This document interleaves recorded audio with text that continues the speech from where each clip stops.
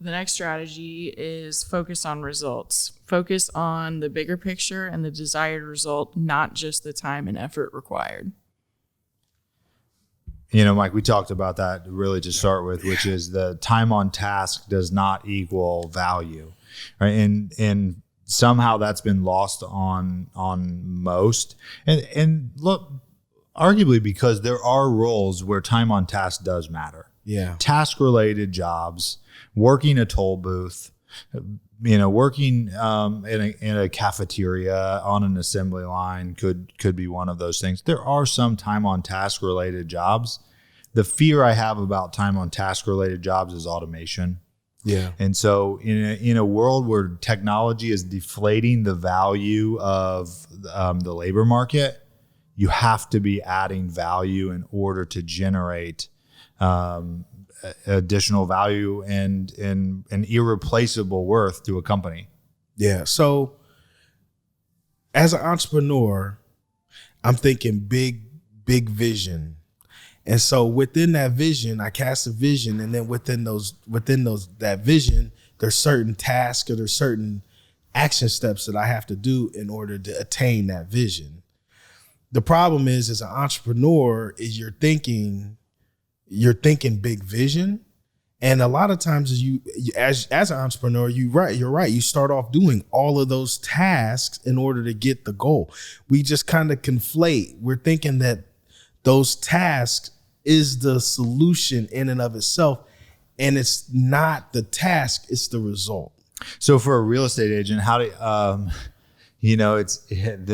I see this fallacy show up a lot. That's like experience, right? Oh, I've been in the business for 20 years, right. Or you sold 6 houses a year for 20 years. That's right. Yeah, that's right. Right? It's like we call that 1 year. I see that, and then I see the prescription of just lead generate for 2 hours, for 3 hours, for 4 hours, whatever that number is. And the reality is if you pick up the phone and you call 1,000 people and you don't set an appointment with any of them, did you actually work?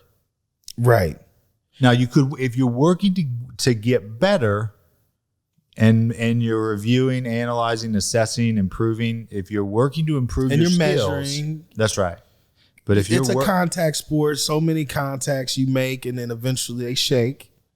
But none of it matters without the result eventually. Right. So you get that ramp up skill building time frame where time on task is the way you build skill, and then the result has to show up, or time on task is not worth keeping. But I mean, so for example, you gave a lead generating, say you're making phone calls, and say you're making those phone calls and you don't have the results. That is an opportunity. What is it that I am doing wrong? What am I not doing in order to get the result? And then now you have to go to the drawing board. What is it that the Eric Forneys are doing when they're lead generating, so that you can then, instead of like focus on the time on task, you're now focusing on the results of that. What am I doing in that during that period of time that's leading to the end result?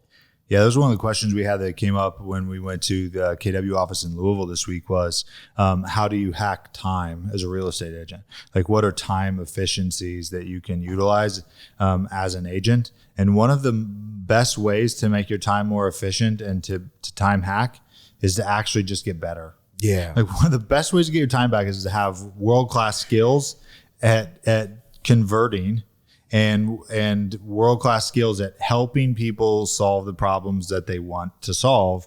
Because what you find is you actually don't need to talk to hardly any people. Yeah. You may only need to talk to 1 or 2 people a day if your batting average is 1,000. Yeah. I was getting coached this week, and in the coaching session, I was going over my numbers, and she asked me, she said, so, okay, like how many people are you signing, you're recruiting per month? And I gave her that number, and I know this is a numbers game.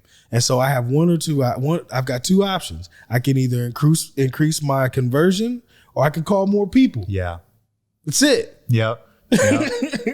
So just understanding that, and then using that, like I can either practice and try to sign more people up, or if I don't want to do that, just make 7 more appointments. Yeah, absolutely. I wanted to add one thing I really liked was how to gain clarity on a desired result. And one question that you can ask that gets straight to it is, what does this look like when it's done and done well? I think that's a really good way to kind of find out and be aligned with what the result is actually going to end up looking like and how people can get to that result more efficiently, kind of even based on their personality types and what kind of strengths that they can bring to the solution as well to get to that result. I would also add to what I like here, you've got highlighted. Too often we start from the beginning with a goal and work through it without ever getting clear on our destination. Start with your destination and you will immediately see how much effort is involved, the kind of time commitment you'll need to make, and the resources you'll need. Until you get clear on that, it's just a guessing game. So I really do think that you can end up spending a lot of time on stuff that doesn't matter if you're not exactly sure what you're trying to achieve. What are your thoughts on? So I know we kind of have talked about it before with goals. What do you think about, like, do you feel like you have to have a really specific destination to reverse engineer, or do you feel like? Yes. I do too. Yes. Here's one of the challenges I have is that if there's no specificity to it, you can chase it in perpetuity. Like if you're chasing a rainbow to achieve the pot of gold, you will chase the rainbow until you fall over and die. Mm-hmm. But if you're chasing the rainbow until you catch it, or you're quitting after 3 miles, you'll run 3 miles and stop. Yeah. And the reality is you'll have two totally different outcomes by having just one tiny sliver of specificity included in that goal. And, one of the examples that comes to mind that we've all been through recently in our own businesses, KW has shifted directions as a company, and it's the right direction. It's the direction of becoming a technology company. Right. The vision of KW is technology. The challenge with that is that is a massive goal. Yeah. And so having the specificity around what technology will do and how we will know what it will look like when we've arrived will change the dynamic of how quickly technology can be executed. And so we've seen leadership changes as a result of not being able to achieve that goal because it wasn't well defined. And so the technology team has been recently replaced within the company because the specificity of what the end result will look like wasn't well articulated and defined, and therefore they never arrived. And so they've been replaced by those with more defined technology related goals to make KW the gold standard of technology for the real estate industry. Yeah, if I want to drive my wife nuts, just tell her we're going to Florida. Yeah, or going on vacation. I'm not telling her when, and I'm not telling her where. We're just going to get in the car and show up. You know what? Now, if I say we're going to Disneyland or Disney World and we're going on this date and these are my plans and this is how we're going to get there and here's our itinerary, people often run their business like the ladder. Yeah. Yeah. You said something about that a weed a couple episodes ago, and then that's the result. That's what they have is a weed at the end. Mm-hmm. Because they just said, I want to start a real estate company. They didn't get, and then this is the thing. If you take the vision and then you chunk it down and you have clarity around what action steps you have to do, the energy level that's exerted in just having clarity and just knowing what it is that you're building. It's the reason you hire a personal trainer, because then you don't have to walk into the gym and see all of the weight equipment in front of you, all the exercise equipment with no direction on what you're going to do. That's why we go to a therapist. Yeah, that's absolutely right. It's exactly. Literally it's somebody giving you a roadmap, and that's why you have a therapist. That's why you have a coach. That's why you have and agents should be used to this. Yeah, it's the thing that we're hired to do for people.